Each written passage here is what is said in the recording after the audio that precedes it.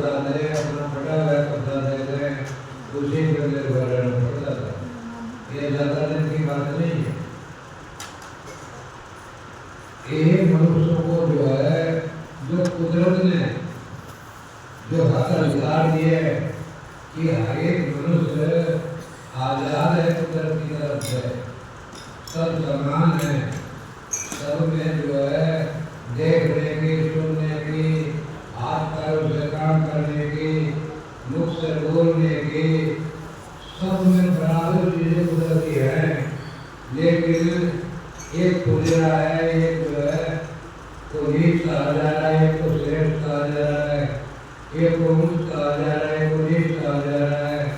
तो उस नीच गति में करोड़ों करोड़ों मनुष्य, अनेक जातियां, वो करोड़ों मनुष्य नरक जैसा जीवन जी रहे थे, जिनको कुदरत के जो हक मिले हुए थे वो हक भी उनको नहीं थे।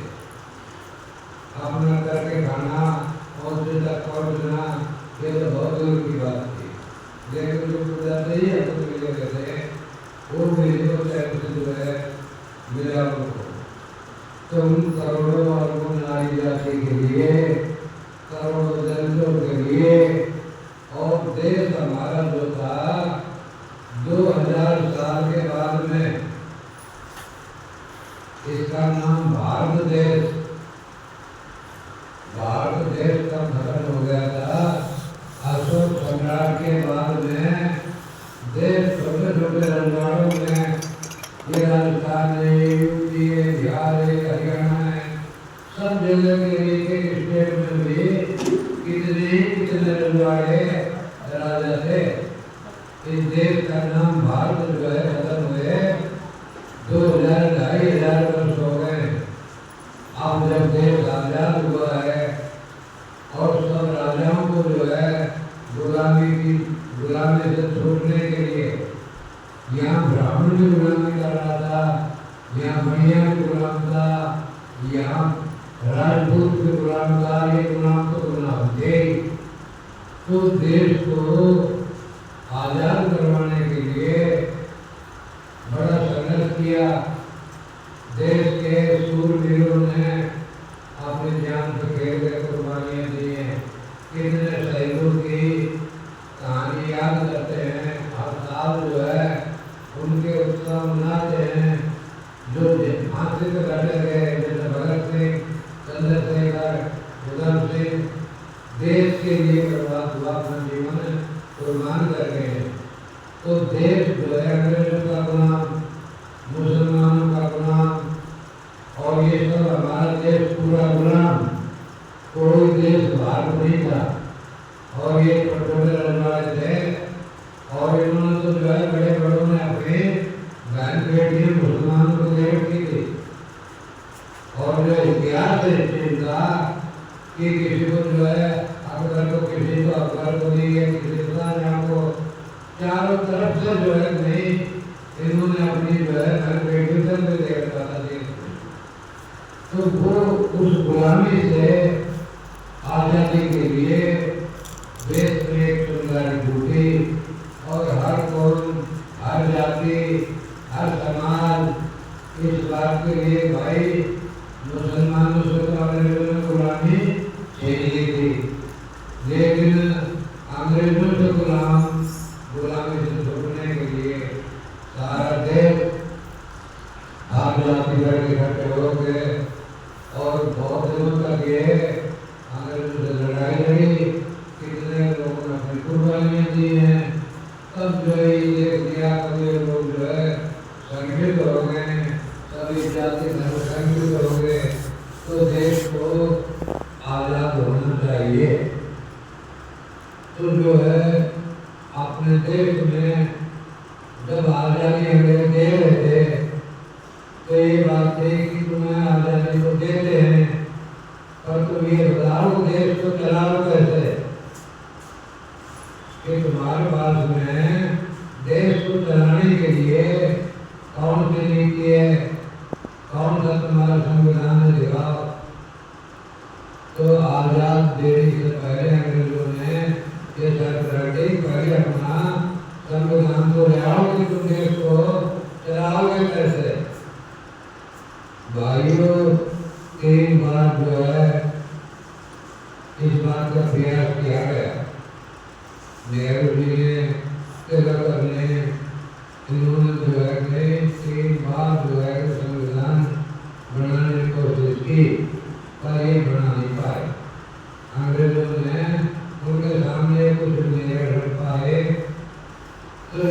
ये उपाय सोचा है अंग्रेजों से ही संविधान क्यों न बनवा लिया जाए। तो इंग्लैंड में हमारे यहाँ के बड़े बड़े बुजुर्ग गए और उन्होंने कहा कि अब जो है भारत का वो आजाद होने जा रहा है, तो जो है कम से कम भारत का संविधान तो बना दो। अंग्रेजों ने साफ इनकार कर दिया था कि भाई हम जिस देश के रहने वाले हैं उस देश में ना इतने धर्म है, ना इतनी जातियां हैं, ना इतने पंथ हैं, ना इतने संप्रदाय हैं, ना इतने जो है भेदभाव हैं, ना इतनी जातियां हैं। तो हम इनके बारे में समझते नहीं, सबको न्याय नहीं दे सकते। इसलिए भारत का संविधान जो है आपके भारत में जो है कि एक बहुत बड़ा विद्वान, बहुत योग्य आदमी संविधान तुम्हारा वो बना सकता है जिसका नाम है डॉक्टर अम्बेडकर, भीमराव बाबा साहब भीमराव अम्बेडकर। उससे तुम क्यों नहीं संविधान बनवाते हो? और उससे बढ़िया ना तो अंग्रेज बना सकता है और ना ही तुम भारतवासी बना सकते हो।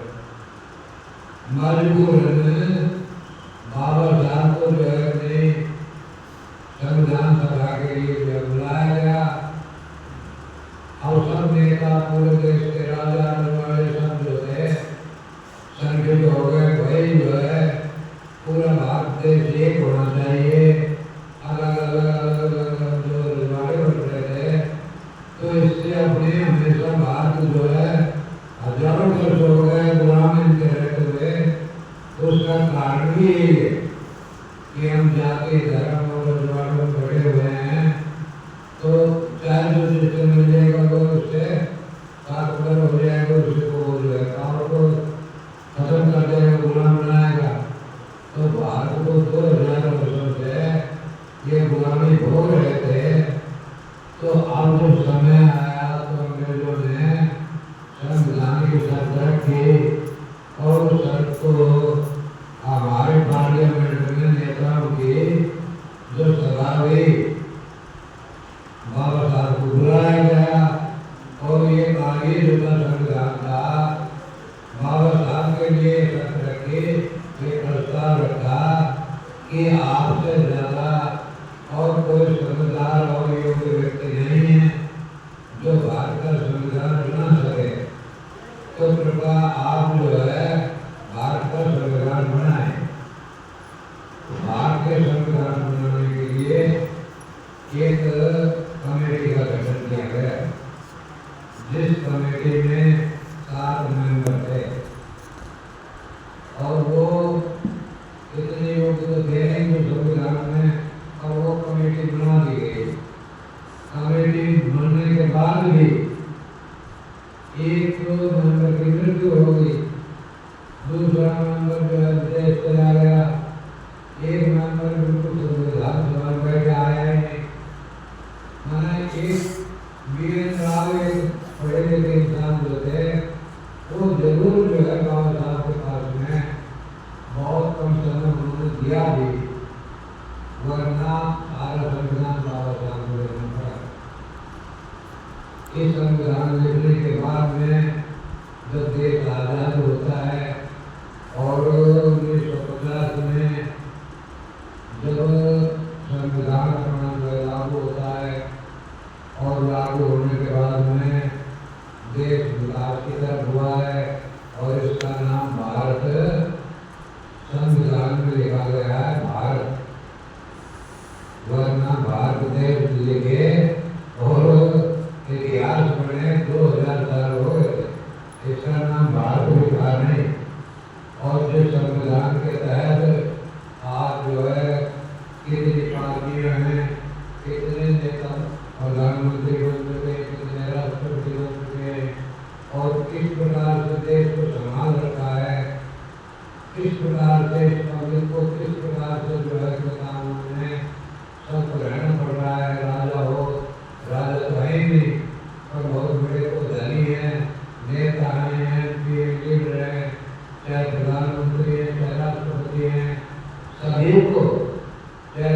पूरा अवसर है, सभी को कानून के दायरे में रहना पड़ता है। दंड की संहिता सबके लिए है। अगर गैर कानूनी काम करता है तो प्रधानमंत्री भी जेल जा सकता है। इतना सुंदर, इतना साफ, इतना सबके हकों के लिए, प्रत्येक प्राणी के लिए, आज़ादी के लिए सब प्राणी भारत का नागरिक आज़ाद है। वो कहीं भी पूरे भारत में कुछ भी काम कर सकता है, कितनी पढ़ाई कर सकता है, कितनी नौकरी ड्यूटी कर सकता है, कितना देश के भले के लिए काम कर सकता है। तो वो इंसान जो है बाबा साहब थे जिन्होंने इस नारी जाति को, इस करोड़ों अछूतों को, जो दबे कुचले तबके थे, उनको समानता का अधिकार दिया, वोट का अधिकार दिया। आज इलेक्शन लड़ रहे हैं, एमपी बनते हैं, एमएलए बनते हैं, सरपंच बनते हैं, कलेक्टर बनते हैं, राष्ट्रपति बनते हैं। तो ये पद जो देखने पहले किसके पास थे, कौन सरपंच बनने देता है?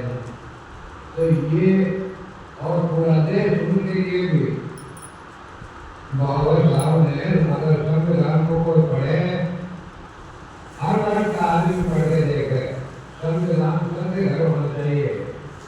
किसान के लिए बाबा साहब ने क्या हक अधिकार दिए? अगर कानून का अधिकार नहीं होता तो आंदोलन किसान नहीं कर सकते। इनको 2 मिनट में जो है भगा लेते। पर कानून में पुलिस भी क्या, नेता भी क्या, लीडर क्या, पार्टियां भी हटा नहीं सकी। उन्होंने कुर्बानी दी और अपनी मांगे मनवाई। तो ये किसानों के लिए खेती का अधिकार है, ये किस प्रकार से मिले हुए हैं। और हर एक इंसान को चाहे बिजनेस कर सकता है, चाहे विदेश में कर सके, यहाँ भी कर सकता है, सबको बराबर के हक हैं। ये बराबर का कुदरती हक जो है सबका सुरक्षित किया है कानून में बाबा साहब ने। और 75 वर्ष हो गए देश को भारत वर्ष बने हुए, और पूरा देश राष्ट्र जो है 1.5 अरब जनता जो है नहीं कानून के दायरे में सुचारू रूप से चल रही है। इतना बड़ा देश में भ्रष्टाचारी भी होते हैं, लेकिन कुल मिला के देश के गुलाम होने का कोई चांस नहीं है, गुलाम होने का कोई खतरा नहीं है। तो ये क्यों कि हम सब जो है एकजुट हैं। देश के कोई बात आएगी तो पूरा देश का इंसान होता देश के लिए खड़ा हो जाएगा। अगर आज अखबार में मालूम बैठा हुआ होता तो इकट्ठे खड़े नहीं हो सकते थे। ऐसा हुआ नहीं है। पानीपत के युद्ध में सब आगे छत्रपति शिवाजी महाराज गए, तो अपने अपने रजवाड़ों की, अपने अपने रियासतों की हिफाजत करते थे, उन्हें उलझे हुए थे। पूरे भारत का किसी को गौरव नहीं था कि हम सब भारतवासी हैं और हमारा भारत गुलाम है। आज तक भी देश की राष्ट्रीयता की भावना के हमारे देश में भी कमी है।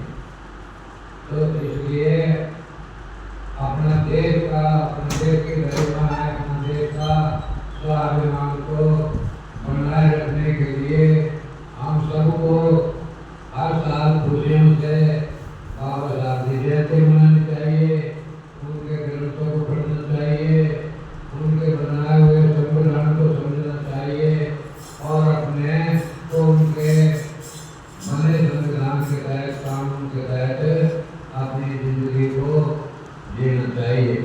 गैर कानूनी जीवन दुखी रहता है, इस करके कानून का पालन करते हुए हम सबको जीना चाहिए। और हो सकता है तो मुझे शायद याद आ रहा है कि बाबा साहब के एक गांधी